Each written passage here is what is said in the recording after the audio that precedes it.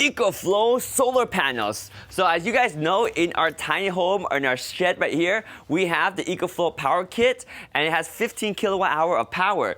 Now we want to see if we can power it not only by shore power, but by sustainable sun power. So this one is the EcoFlow 160 watt portable solar panel right here. But I want to see what kind of lighting conditions we have to actually install panels up there. So the interesting thing is to observe the sun that's in your area throughout the day. So right now, we have sun that's hitting the roof on this side.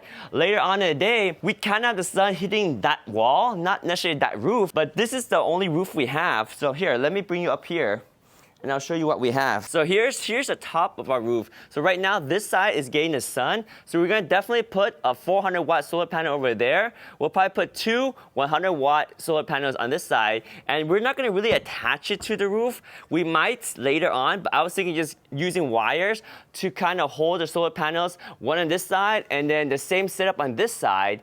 And even right now, if I stop here, I do see sun right there. I just see a little bit of a shade casting from that building over there. So I guess we could put solar on top right here. So we'll have two 400 watt solar panels over there. So one there, one over there, and then we have a 100 watt here, 100 watt here, 100 watt here, and 100 watt there.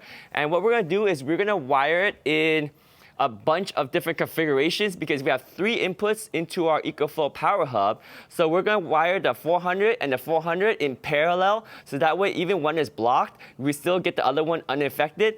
We'll wire the two 100s in series because they're going to probably get the same amount of light.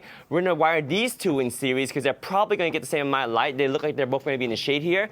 And then wire this set of two 100 and this set of two 100s into parallel. So that's two inputs. One parallel input for the two 400s, and then one parallel input for the two 100 in series here, and the two 100 in series over here. One parallel that connects 4 of the 100s together. It looks very doable, and we're not going to mount directly to the roof. We're just going to lay the rigid EcoFlow solar panel and just kind of have it hung between the two sides of the roof, kind of weigh itself down, and then maybe attach a few screws, but I don't want to screw too many into this because this is a plastic resin roof. But yeah, so that's how we're going to add solar panel to, All right, so that's how we're going to install solar into our tiny home right there, powered by the EcoFlow power kits. Stay tuned.